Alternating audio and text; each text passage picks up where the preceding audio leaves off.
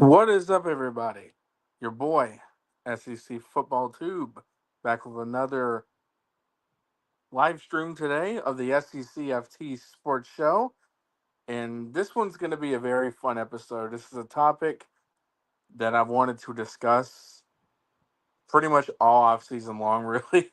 Just giving the keys to success for South Carolina football this season because the truth is, this very well could be a very special season for the Gamecocks.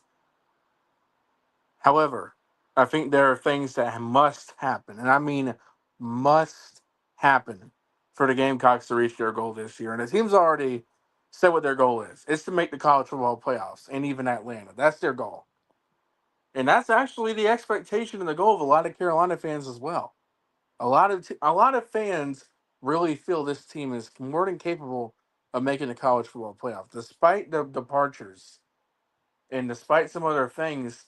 South Carolina really should be in a really good position to have a good season this year, but there are things they must do.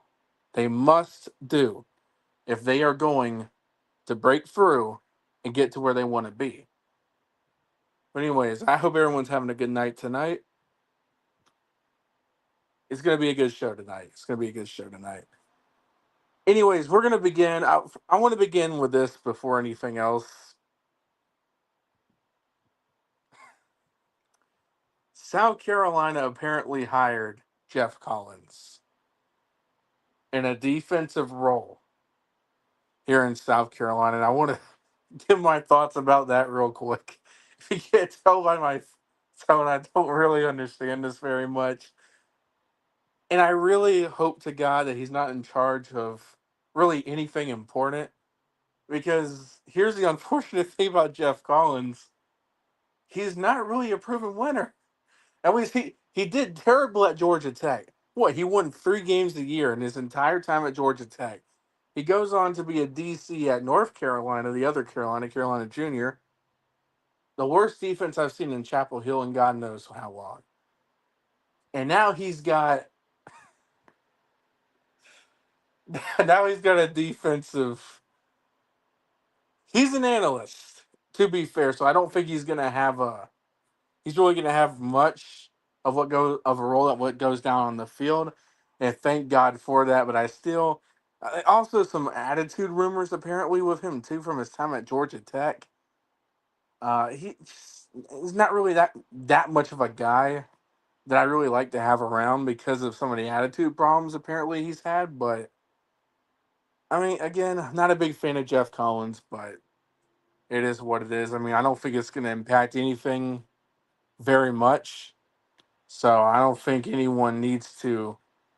I don't think it's something where we need to freak out. I just thought it was funny because I've clowned on Jeff Collins for years, and now he's part of the Carolina staff. So that's the funny thing. That's the funny thing. He's not going to make an impact on this defense, I don't think, at least. So I wouldn't freak out or really go crazy over. I'm just saying I think it's kind of funny because I spent years clowning this guy, and now he's on now he's on their staff. So it's just funny. I don't know. But anyways, that's not the topic of today's show. But it's just something I feel like I just wanted to address real quick. But anyways, this is what needs to happen for the Gamecocks. If we want to have a successful season, if we want to have a chance of reaching our goals, and the goals and the expectations for South Carolina, I would say are pretty high. Some fans are cautiously optimistic because of Gamecock PTSD and everything. I get it. You're scared. We've seen a lot of teams with a lot of hype, and with all this hype, they've fallen. We've seen it before. 2018. I thought that team was going to go to Atlanta in 2018. I really did. I thought they were going to go to Atlanta, or I thought they were at least going to have a chance to do it. And that obviously did not happen. South Carolina went 7-5. I predicted a 10-2 season and a possible trip to Atlanta, and that did not happen in 2018. We went 5-7 and lost to Virginia, 28-0 in what, the Belt Bowl it was. Yeah, great memories there. Great memories. Uh, and then 2014. Now, of course, I kind of knew We kind of knew the defense was going to drop off in 2014 because the almost the entire 2010 through 13 team, all the stars and the legends were gone. Clowney was gone. I mean, most of them were gone, and yeah, the team went like 7-6. They beat Miami in the Independence Bowl, but it was a massively failed season. Now South Carolina is here with hype to get to the college football playoffs. And it's not like it's delusional expectations because South Carolina actually does have the tools in place. They have a star quarterback. Some people have called Lenore Sellers the best QB in college football. We could debate that, but you can't argue his talent level and what he does. Not a lot of quarterbacks in the country are equipped with the talent level and the skills that this guy has. You can't debate that, I think. Not a lot of quarterbacks are well equipped with that, like Sellers, but a quarterback is the star of the team, right? And you need your quarterback to have a successful season. Of course, he can't do it by himself, and you should never ever expect Sellers to do anything by himself. But I'm just saying, when you have a guy like Lenore Sellers, you have a chance. In South Carolina, people thought we were going to do nothing last year, and the Gamecocks went 9-3. So it's not like this hype is unearned. They absolutely earned the hype, but there are things that need to happen. And I'm gonna start with this. What's the first key for me? We have to start fast. South Carolina's got a great opportunity in the first 5 games. Virginia Tech and Atlanta. A game you should honestly win. SC State, it's SC State. No offense. Vandy. What's Vandy going to be this year? I don't know, but I know this. They haven't beaten South Carolina since the Roman Empire, so you probably should beat them. Missouri on the road. That one's going to be tough, but I actually think Carolina will be better than Missouri this year. I don't think Missouri is going to have a massive drop off by any means, but I don't think they're going to be that 10-win team because the thing is, yeah, Missouri won 10 games, but you could very easily see in them they were not a 10-win team. They just weren't. Like, you just felt like something was off about Missouri last year. And they lost a lot of production offensively. A lot of production. So I really feel like Missouri, you have a good chance. The hardest part is it's on the road in Como, and I think this will be a big test. But I definitely think Missouri's taking a step back this year. And in Kentucky, Kentucky, it feels like Kentucky's falling apart, man. It really does. I don't even think Mark Stoops is going to survive this year, honestly. I mean, you see, they've lost a lot. Just absolute clown stuff. They're failing in recruiting. It's just Kentucky is not what they were 5 years ago. And if I'm being honest, I just don't think they're going to return to that. I think they're going to have another really bad season this year. Stoops, he was good for Kentucky for a long time, but I feel like things have just gone downhill with him. And I know Kentucky fans will try to debate me on that until they're blue in the face. Though a lot of them are actually starting to see what other people are seeing. Like, crap, I feel like we're not going anywhere with Stoops anymore. Like, I feel like they peaked, honestly, in 2021. But anyways, you should win. I really feel like you should win those 5 games. You really should. I think you're better than all 5 of them. The only team I think South Carolina could have even a little bit of an excuse losing to is Missouri. That's not to underestimate any of the 5 teams because it's not all tough. And knowing South Carolina, when they've had a chance to start like 3-0 or 4-0, they've obviously found a way to shoot themselves in the foot. Starting hot this year is key because I'm just going to go ahead and tell you, and a lot of you already know this. If South Carolina is going to make the playoffs this year, you better start 5-0. This is such a good opportunity. The best part of your schedule happens early. And if you run through and win if you win all 5 of those games, you set yourself up very well. Because I'll be honest, the ending is tough for sure. You're going to face, I believe, 6 or 7 of your last 9 games are going to be against top 21 opponents. Dadgum, that's tough. That's tough. Or I should say 7 or 9 of the opponents you're going to face this year. Most of them are at the end. I should have worded it like that. Excuse me, but it's a very brutal schedule, and you feel like you really got to capitalize early. You would want to see South Carolina start fast, especially against Virginia Tech and Atlanta. Does Sellers does he pick off where he left off? Does he pick up where he left off with running, changing games with his mobility, and does the defense actually play well? How South Carolina starts really in these first 5 games, I think are going to define how, or they're going to set you up very well. I'll put it like that. I'm trying to think about what to say. I'm sorry, I'm a little lost, but you really have to start 5-0. You have to, because with your goals and how brutal the stretch is later in the season, it feels like if you slip up to a Virginia Tech week 1, it's probably going to kill your goals. And maybe I'm being too negative. Maybe it's like, well, we could still make something happen. I just don't see it. I'll be honest. I personally don't see it. I feel like you have to start strong here, especially because of how well the schedule sets up for you in these first 5 games. I'm not saying a team like Vandy can't put up a fight. I'm not saying that Missouri won't be tough. I'm not saying that, hey, maybe Virginia Tech starts off pretty well. Maybe Virginia Tech brings it. I could very well see that happening. I actually think Virginia Tech, that game is going to be very close. Some think it's going to be a blowout. I think Virginia Tech's going to show up. Not to spoil my prediction, but I think it's very important that you start 5-0. And the next one, and I actually think this might be, if this isn't the most important one, it's very close. The offensive line has got to improve. And here's the sad part about the offensive line.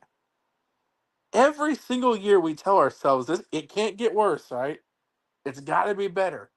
And I actually do think Carolina's offensive line will be a little bit more improved this year. They're pretty veteran. We got some good players like Josiah Thompson.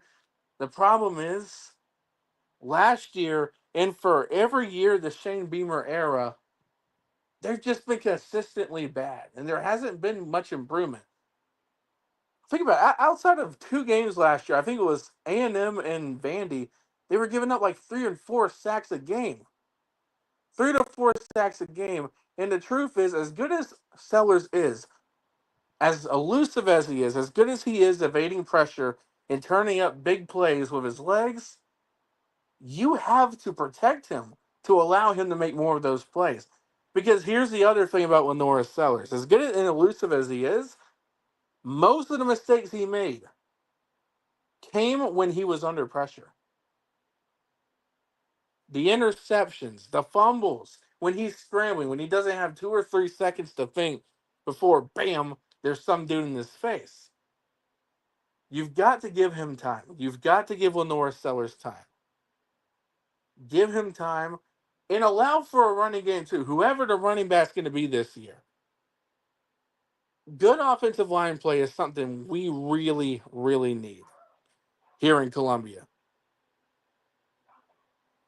And here's the other thing too. With a good offensive line, I actually think you would have beaten Illinois in that bowl game. And I feel like a lot of the offensive issues, maybe I'm reaching a bit, maybe I am, but it feels like a lot of the offensive issues have rested on the offensive line. For sure, it's game planning and it's play calling as well that's been abysmal at times, but the offensive line impacts everybody. Everybody. Especially the most important position on your roster, and that is the quarterback. I mean, especially because of how talented Sellers is. If you want to improve him as a passer, give him time. Give him time to throw.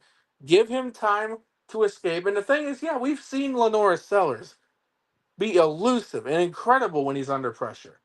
We saw what he did against Texas A&M last year. Bodied the guy. Broke out of pressure, broke out of the box, broke out of the pocket for big yards, completely trucked a guy on national TV and turned up big yards. We've seen him make those plays the entire Clemson game, it feels like. I mean, we see what he does, but the truth is, I don't care if you have Cam Newton back there. I don't care if you have Patrick Mahomes back there. I don't care if you have Tom Brady back there. You have got to have an offensive line to protect your quarterback because he can't do everything. And eventually, guys, it's going to result in a sack. And even worse, it's gonna result in a turnover as well. You think about the Alabama game, guys. South Carolina could have ran away with that game. Could have. We had them up 19-14. Bama was doing nothing offensively. Nothing. You had them. But here's the problem. Sellers was under constant pressure, couldn't break out in enough time to make good plays. And what happens when a quarterback has to, evade under pressure? Turnovers, mistakes. The turnovers are what cost you that game against Alabama. And we're talking about, again, even if you had won that game, you would have been in the college football playoffs. I mean, completely unavoidable. And I think it really does go back to the offensive line. They have got to be better.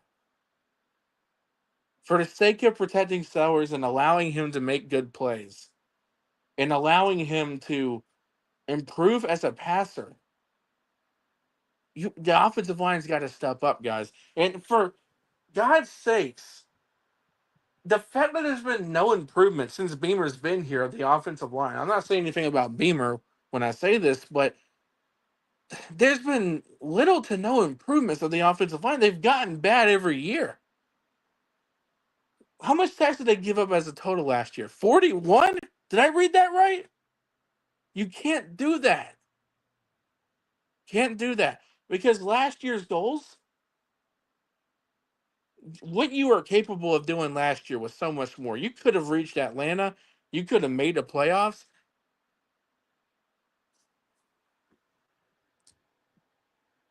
But just found ways to shoot yourself in the foot. And again, I think the offensive line is crucial to avoiding these mistakes that can change games. And I do think in some, good point, Andrew, in some areas, yes. In some areas, yes. In run blocking, sure. But the problem is you allow 3 or 4 sacks a game outside of even the games you won consistently, like against Kentucky, against Oklahoma. We beat those teams by 25 and 26 on the road. Even against Wofford, the freaking Waffle College, you allowed 3 sacks. Anytime your offensive line is giving up 3 sacks to Wofford, you know something's wrong. That's all I'm going to say. No disrespect, but the truth is you've got to be better. You've got to be better. And yeah, they played great against Texas A&M. Now here's the thing about A&M. They didn't give up sacks, but that doesn't mean Sellers was not under pressure because he was. And I just feel like taking the pressure off of Lenora Sellers and allowing him to make bigger plays, creating holes for him to really break out. And there were times where they did that for him last year. But there were also times where the pocket collapsed and there was nothing even Sellers could do. And again, guys, we've seen his mobility. We've seen how elusive he is. He's one of the best players in the country when it comes to doing that. And like I said, there's not a lot of quarterbacks in college football right now with his skill set. If you add that protection to Sellers, the damage he's going to do is going to be far greater. And I'm just going to say, I think this season rests on how he's going to do. Because again, the quarterback's the most important position on the field, and the offensive line protects the most important position on the field. Now, this one also goes hand in hand. Sellers improving and continuing to be Superman is another key. We saw Lenora Sellers, again, like I said, Sellers, I think he's one of the best quarterbacks in the country. He's got a big skill set not a lot of quarterbacks have.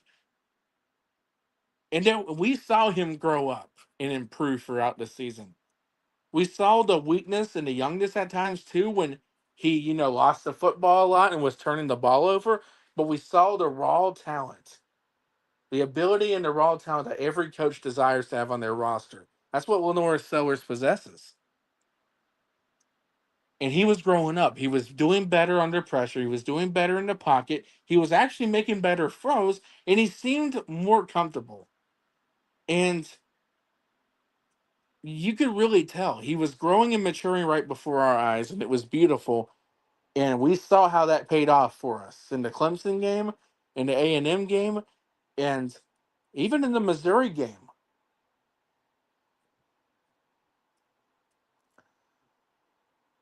But there are some things that I would like to see him improve on. And I think he did this pretty well last year, but I think it's got to continue. Situational awareness, taking care of the football, and just better plays on third down. And yes, we all know most of his turnovers came under pressure. Like I said, most of the bad plays he had last year came on third downs under pressure. Just going to note that. But, I mean, you feel like when it comes to scrambling, I feel like this goes hand in hand with the last one, the offensive line. When you have to elude and evade pressure, and you probably will this year, let's be honest, take care of the football. Take care of the football and improve as a passer. I don't think Lenore Sellers is meant to be a pocket passer, not at all. And I think using him for that goes against what he is. He's a dual threat quarterback. But I would like to see him improve in the passing game a lot because you can't run all the time. You can't run for first downs all the time. That's just, you can't do it. Not all the time. And when it comes to points where you can't take off, I would love to see improving on downfield passes. And we saw him. He connected some. He connected some. Like that beautiful deep ball to Nick Harbor for that touchdown in the Alabama game for a chance to tie it up. That was one of the best beauties I've seen from a Carolina quarterback in a long time.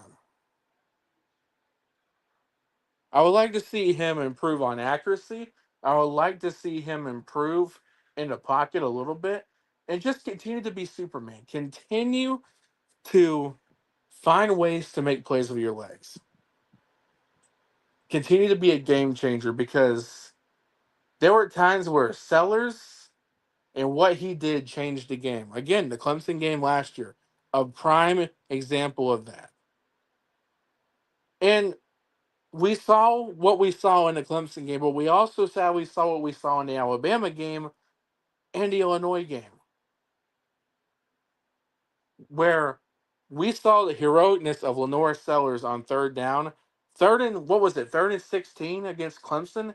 Runs in for a touchdown. He had the balls to take it himself, and it paid off well for him. We didn't see that against Illinois. And let me tell you, I really think if we saw that elusiveness and that gutsy plays from Sellers against Illinois, probably would have came out of Orlando with a win. Probably would have. Even if we saw it against Alabama, too. Now, the point is, of course, Illinois was getting pressure. Bama was getting pressure. I just would like to see Sellers improve more when it comes to passing. That's all I'll say right there. And to continue to be Superman, continue to be a dual threat, continue to make plays. But I feel like this goes very well in hand with the last point I made with the offensive line. Limit turnovers. And again, we were talking about this as well.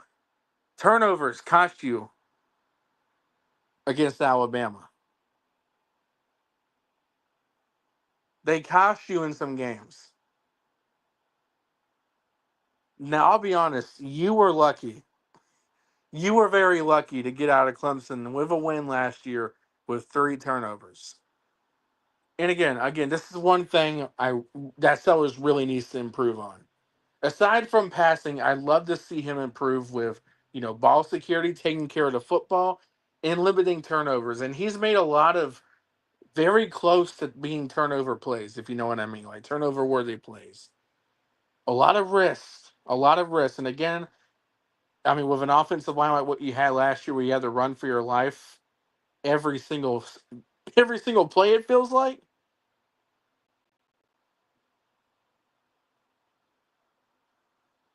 Bro, did I really just lose my train of thought? Someone back me up. Oh, I just lost my train of thought, dude. Fuck. I'm sorry. Can someone? I just lost my train of thought. I'm sorry.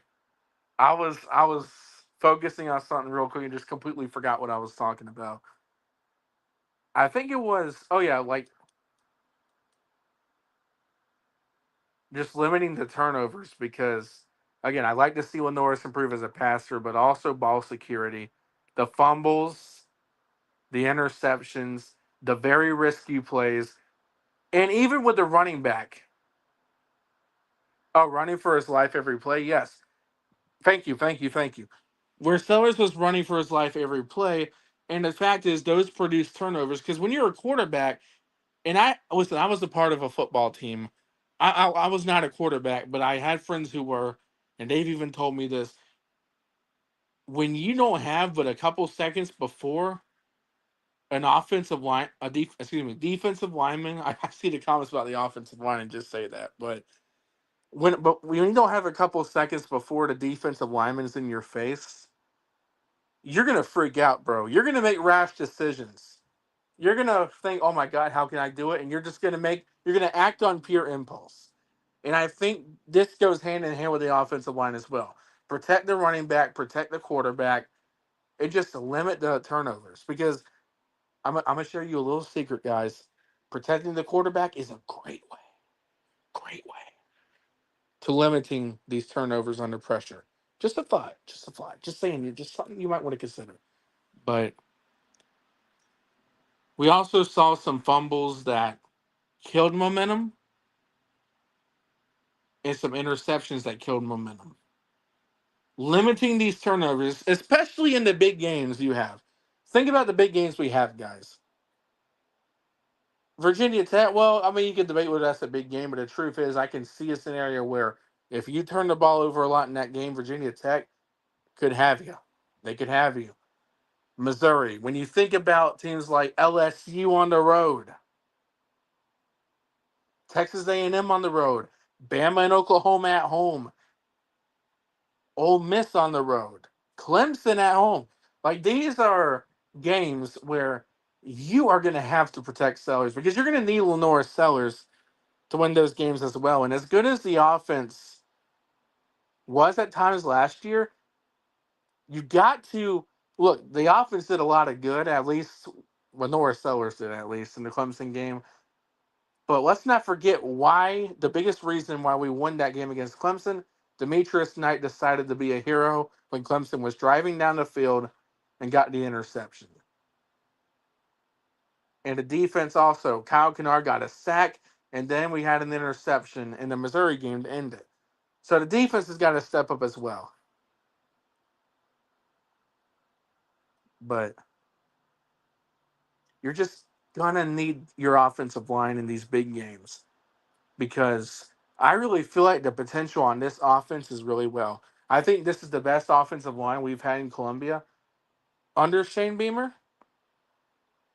I feel like again, Lenore Sellers is Lenore Sellers, bro. But you have good talent like Mazio Bennett, Nick Harbor, Michael Smith.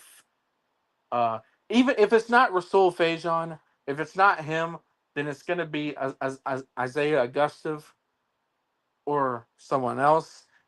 And you have players, you have talent all over this offense, and for it to work out well, give Sellers time. Give him time, and I feel like you'll see some mistakes on the offensive side of the ball disappear. Maybe not completely, but you'll see a lot less of it. I know that much. Those are really my keys to success, guys. Honestly, start fast. You have a good opportunity with the first 5 games. You need to improve the offensive line for the love of God, please. Sellers to improve in some areas. He's done great in a lot of ways, but let's be honest, still some areas to work on. Limit the turnovers and mistakes, and this also goes to penalties. Because the truth is, the bad penalty at the end of the LSU game was bad, but there were also a lot of self-inflicted penalties that also, in that very game, played a significant role in how Carolina lost that game. Of course, blowing the 17-point lead was what did it for you. Let's be honest. That's what did it for you. You should have never done that. But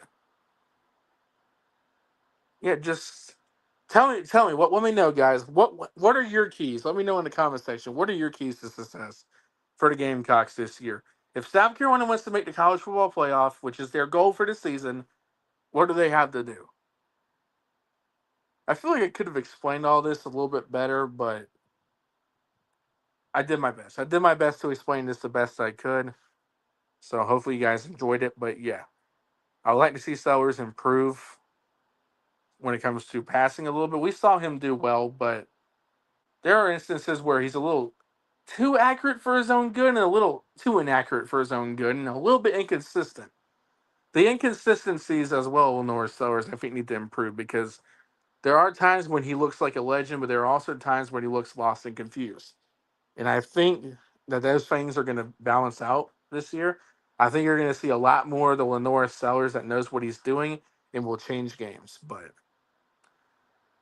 let's look at the comment section. Let's look at the comment section because I haven't been reading the comments, admittedly. Andrew says, my keys are replacing the talent you lost on defense. Oh, yes, that's a very good point. Very good point. Shula calling good plays on offense and the O line continuing to improve.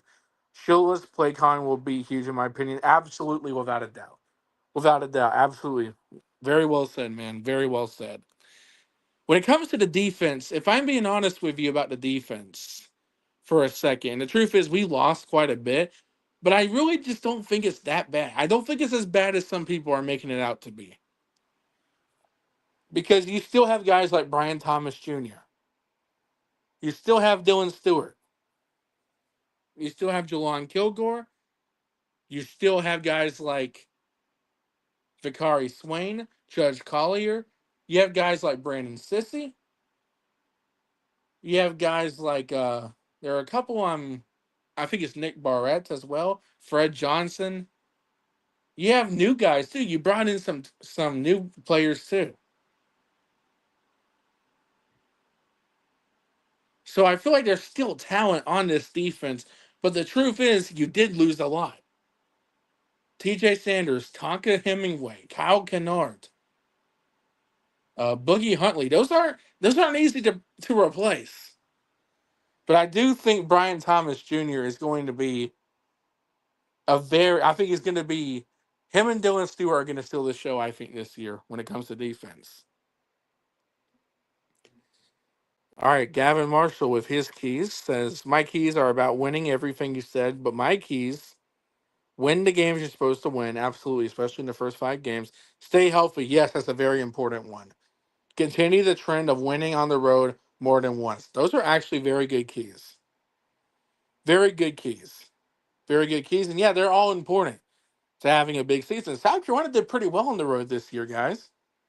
Like under Shane Beamer, we've seen the teams get smashed on the road. But last year, get this, we beat Kentucky by 25, beat Oklahoma by 26, only lost to Bama by 2, and beat Vandy by 3 touchdowns, the best Vandy team in over 10 years.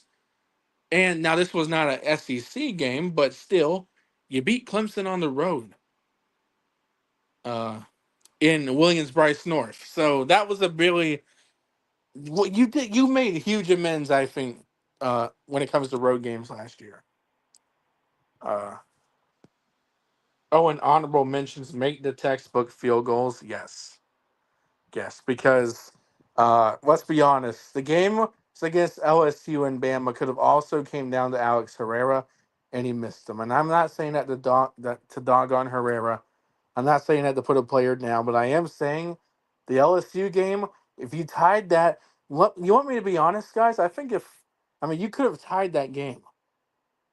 You could have tied the game. You missed the field goal against Alabama. If you made that, probably the outcome is different.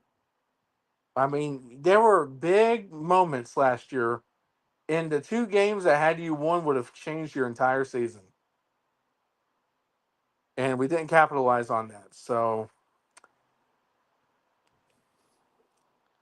Alex Herrera cost South Carolina the playoffs. I wouldn't put that all on Herrera. I really wouldn't because the truth is there were a lot of things. Herrera was put into very tough positions last year. Guys, you You blew a 17-point lead. You can't do that and win. And of course, again, the referees were pretty bad. I mean, honestly, they were. So, I mean, but blowing a 17-point lead, Sellers getting injured is what I thought really changed the game against LSU. And again, that's not to blame anything on anybody. Injuries happen in college football, unfortunately, all the time. I'm just saying, I think what really changed the game against LSU was Lenore Sellers getting injured. Robbie Ashford didn't do terrible, but the offense definitely was not clicking the way it did under Sellers. Sellers ran for a 75-yard touchdown against LSU. He was finding ways to make big plays. But yeah, blowing that 17-point lead, Sellers getting injured. I feel like Herrera was put in a difficult situation. But here's the thing as a kicker, you're trained to be put in difficult situations. And you're trained to come out of it with a win. You're trained for these very situations. And the fact is, when we needed him to come through, he didn't. And you're right. That had a hand in costing Carolina the playoff last year. Well, what's up, Hokie? How are you doing? Everyone thinks they are Virginia Tech calling their rival stadiums North. Get your game up, go on Google, and forcefully rename the stadium. That is so fun. That's right. Virginia Tech did start that trend, believe it or not. That is where Tennessee got the whole Neyland North thing for Ohio State before they got their teeth kicked in front of everybody in the playoffs. I mean, am I wrong though? Am I wrong? Carolina's beaten Clemson 2 of the last 3, both times in Clemson. I mean, I think we've earned the right to call it Willie B. North until further notice. He also sold in the Illinois game before halftime. Yeah, I mean there were moments where Herrera needed to come up big and he didn't, and that's true. We need a good kicker this year. We absolutely need to. Some of you guys are actually bringing up points that I didn't think to even mention. That's yes, you own Clemson. Well, historically we don't, but right now we do absolutely, and the state is ours until we play again. So yeah, you're right. Right now we do own them absolutely. Uh, Lane Stadium North is doing great. They added on a new scoreboard. Absolutely. Uh, Hokie, since you're in here, the week of the Carolina Virginia Tech game, I would actually like to have you on my show so we can preview the game together in a civilized, fun way. Because I don't know if you'd be down to do that, but I think it'd be awesome to have a Virginia Tech fan on here to also preview the game, man. Even though you've told me how you feel about how this game's going to go, but I'd like for you to show a little bit of optimism for Virginia Tech in this game, though, because the truth is, I'll just say this as well. I was going to ask about that. Well, my man, I'm down for it. I'm down for it. I mean, guys, I'm higher on Virginia Tech. Me, a Gamecock fan, is higher on Virginia Tech for that game than Hokie fans are. That's kind of crazy because I actually think Virginia Tech is going to show up and do really well. And I'll be honest, how South Carolina usually does week one, that also terrifies me a lot. And I know Virginia Tech fans have brought up, well, we suck in week one too, so we both suck in week one. So, but honestly, I wanted to do that. Well, my man, let's do it. Let's do it. I think it will be fun. I'm higher on for Virginia Tech. Yeah, Gamecock fans.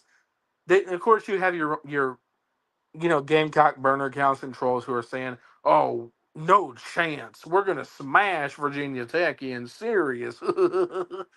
But the truth is, watch out because I actually think Virginia Tech's gonna put up a big fight. I really do. Um, and the truth is, if Virginia Tech were to beat South Carolina, that would actually be a big win for Brent Pry. But I know Virginia Tech fans are frustrated on Brent Pry, and I think beating what would be a top. You know what's sad, guys? I had a dream last night that South Carolina was out of the top 25. There's no chance that happens, but I'm just saying that's what I dreamed about last night. I dreamed about South Carolina was completely like it was just a random moment in the dream where it said college football preseason poll is out. I checked to see, okay, so where are we? Top 15 or something? We were outside of the top 25. But I don't think that's going to. I think South Carolina is going to be either in the top 15 or top 20. That's where I think. I'm projecting them to land number 14. That's where I'm projecting Carolina to be number 14, but they might be a little lower than that. Yeah, the season would be derailed. If you lose to Virginia Tech, without a doubt, we can kiss the playoffs goodbye. Honestly. We've honestly just been crushed to a pulp. There's no spirit or hope left around Tech athletics in general, and I get it's been frustrating, man. I really do, but I just you know what's funny, Hokey? You know what's funny? There are times I felt that way about Carolina, and they've completely surprised me. My gut was telling me Carolina was gonna surprise everyone for the Tennessee game in 2022. You can ask my parents about that. They tell you I was telling them all week. They're like, my brain's telling me we're going to get smashed and there's no hope or reason to believe. But something deep down is telling me that we might surprise Tennessee. And that's exactly what happened. We were coming off of a 32-point loss to Gainesville that last week. And then all of a sudden decides to be the best team in college football for one weekend against the Falls that night. So, I mean, I say that not to dunk on Tennessee fans or anything. I say that to say that, listen, there have been plenty of times when I've been extremely down and felt like there was no hope.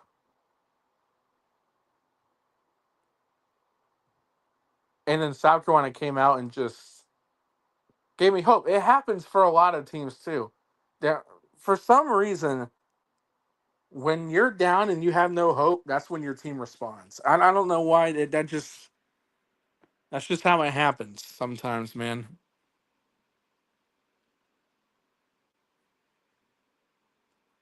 The only way Brent Pry can save himself is winning more than 6 games. Genuinely, beating South Carolina does not matter if you still go 6-6. That is true. That is true. You could beat South Carolina and still have a very bad season. Here's how I think. If South Carolina loses to Virginia Tech, I think that's a big indictment on South Carolina.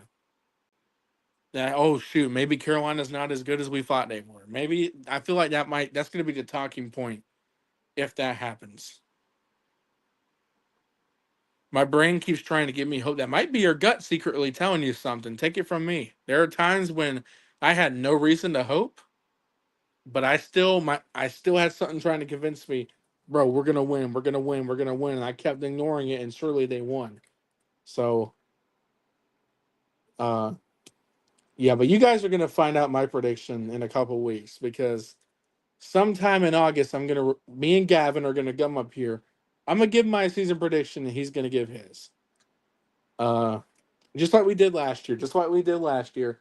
And I think we both picked Carolina to go 6-6 last year. I think we both picked Carolina to go 6-6 last year, and boy, did they wildly exceed that expectation.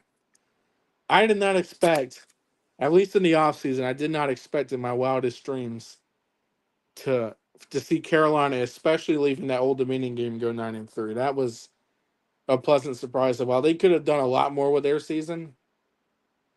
By the way, spoiler: my prediction is 5-7. Same, bro. Honestly, same. Now that I hear you say it, I feel a lot better about it, honestly, because yeah, my prediction was 5-7 for South Carolina. I mean, honestly, we're way overhyped, bro. Lenora Sellers is gonna suck. I mean, it is what it is, bro. I mean, it's right back to 2023 for us, man. Defense is gonna suck. It's all going downhill. Beamer's gonna break his foot again, kicking a locker when he loses to Oklahoma at home. So yeah, it's all gonna go bad. We're gonna have Oklahoma up 37-27 in the final 5 minutes of the game, and then we're gonna find a way to blow it. My protection is 2-10. We're a little bit higher than Andrew is, Gavin. We're a little higher than we're probably delusional, and they probably are going somewhere like 2 and 10 or 3-9. But I just want to have hope, man. So 5-7 is my prediction.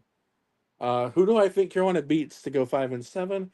I think they get blown out and shut out by SC State. That's a guaranteed loss.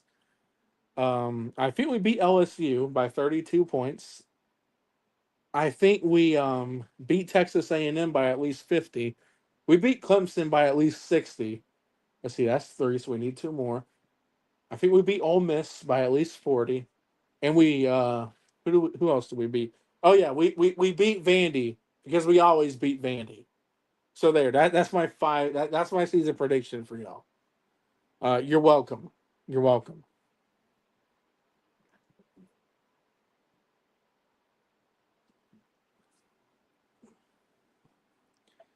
Gavin's doing a change. 1-11. Yeah, that's probably more realistic. Honestly, that's probably more realistic. I predict Virginia Tech will beat South Carolina on the last second field goal to win 24-21. Uh, Andrew, if that happens, I'm going to send something to your house. I'm not going to tell you what, but something will be sent to your house if that comes true. That's all I'm going to say. And the score does not have to be 24-21. If Virginia Tech beats South Carolina on the last second field goal, something's coming to your house, and I think something that will cause a lot of destruction. That's all I'm going to say. So, yeah. Only way. Oh, wait. Let's scroll back up. We used to be a top 10 team. Everyone was feared to play, and now we're. Yeah, well, to be fair, Hokie, to be fair, Virginia Tech had the best run in history under Frank Beamer, and Beamer's not there anymore. So, excuse me. It's kind of what happens, man. I hate to say it, but Virginia Tech, I mean, you don't have you just don't have you don't have the guy right now. I don't think Brent bro. I don't think Brent Bryant is really the guy. Honestly, me personally, but I still feel like I still feel like you guys will find a way to give Carolina trouble week 1. I'm trying to find every reason not to be scared for the Virginia Tech game. I'm really trying not to be scared for that game. I'm trying to find every reason to not be a little bit deep down afraid of that Virginia Tech game. But I'm sorry, bro. If we lose to from Hokie here, if we lose to Vandy, y'all are gonna see the greatest crash out all time because I'm gonna be streaming that game. Oh boy, oh boy. Uh, I actually don't think Vandy's gonna be very good this year, so I think you'll get him this year.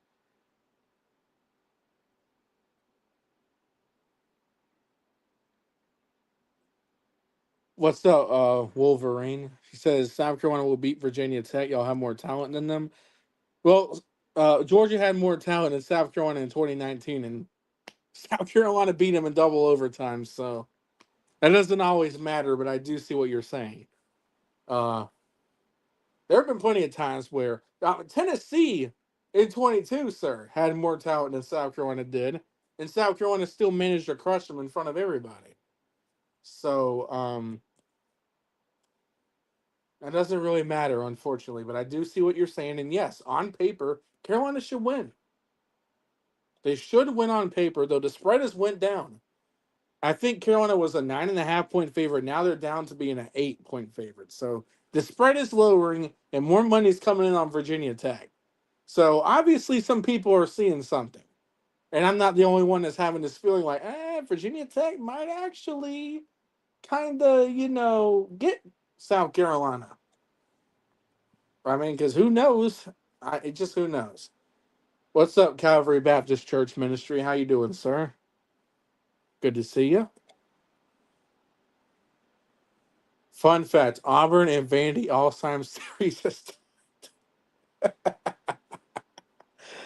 Auburn, Auburn, Auburn, Auburn. That's poverty. That's so poverty. Didn't Vandy beat Auburn by double digits last year? Dang, dang, dang, dang. Yeah, I don't get the Auburn hype, bro. I just don't get it. I don't get the Auburn hype. Yeah, Vandy beat him, I think, 17-7.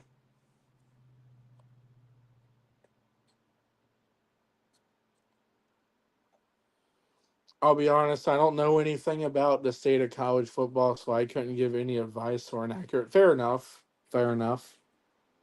Are you new here, Calvary Baptist Church? Are you new here? It's good to have you. And good to see that you're doing some good work by spreading the word of the Lord too, by the way.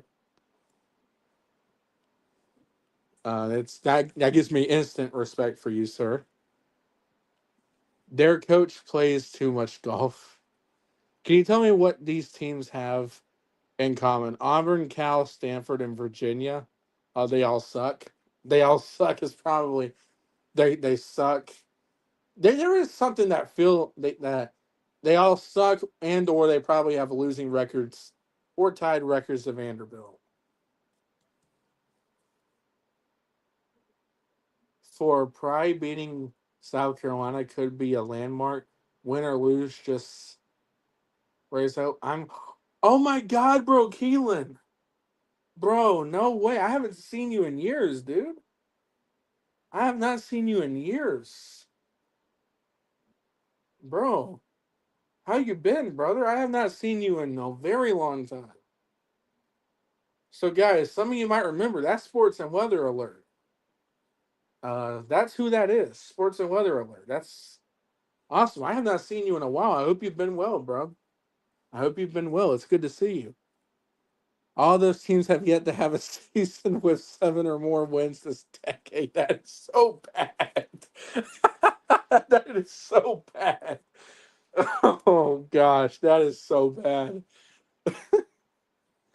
Oh man, that is so sad.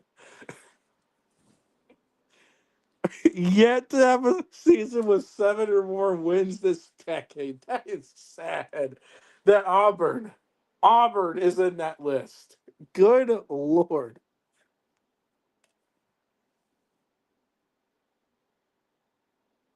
Yes, he was an OG SECIT fan and an OG Uncle Luke fan. Bro, he's been in our community for a very long time. Very, very long time. He's a Duke fan. I think for basketball, though. Uh, yeah, oh, by the way, Keeneland, I don't know if you know this, but Uncle Luke is back and he's making videos again. So it's good. Now it feels like we really are all back together because Keeneland's back too.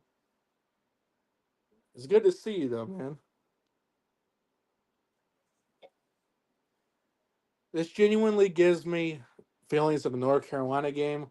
North Carolina was better with a very, very good quarterback and was way better. Yeah, I mean, Hokey, upsets happen all the time, man.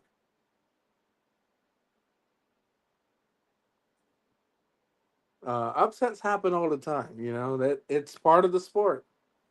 And I'm telling you right now, week one, I wouldn't be the least bit surprised if you guys found a way to beat us.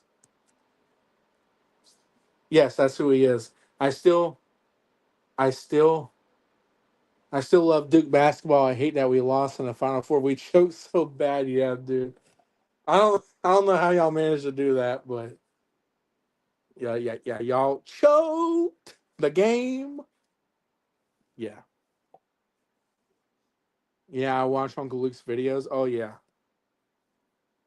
It really does feel like our community is revived, and that honestly is very awesome.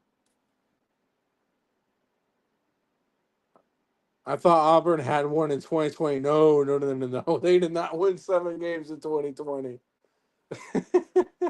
No, they didn't win 7 games in 2020. At least I don't think they did. Wasn't it an 8 game schedule? Wasn't it an 8 game schedule? Auburn would have went like what 7-1 had that happened, and they lost to us. I think South Carolina beating Auburn in 2020 was Carolina's first win against Auburn in how long? 87 years, bro. I don't know what happened to that. Uh, I don't know what happened to that video that I had, bro. It was a 10-game schedule. Oh, 10 games. 10 games. I thought Auburn went 6-4, didn't they? Now that I think about it.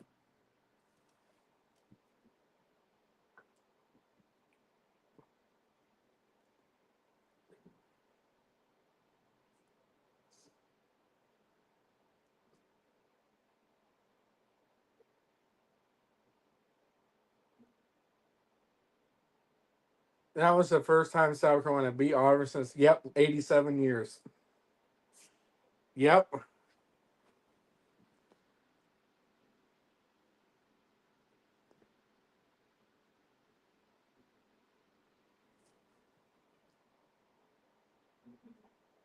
I'm just not that crazy about sports anymore. I still watch it. Though one thing that hasn't changed is that the Carolina Panthers will still suck. Yeah. And the UNC Tar Heels are the worst. Yeah. Carolina Junior.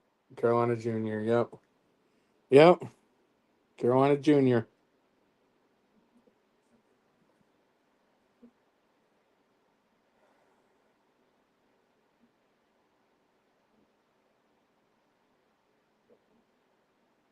Also, if you guys are hearing what sounds like fan background right now, the only reason I have that is because our air conditioner is not really working very well, so I have to have some kind of fan on, or it'll overheat. Um, oh shoot. Well, guys, I hope you guys enjoyed the stream and everything. I'm gonna have to go ahead and get out of here because my phone's at 5%, and I'm gonna have to leave the room if I want to charge my phones, and I can't do it. I can't do this show in that room, so I'm gonna go ahead and end the show. I appreciate you guys joining in. Uh, t- Anyone else who wants to talk about their keys to success for the Gamecocks, excuse me, this year, put it in the comment section below. I'll be reading it. I'll give it a heart, a good thumbs up, and I hope you all have a good night and go Gamecocks.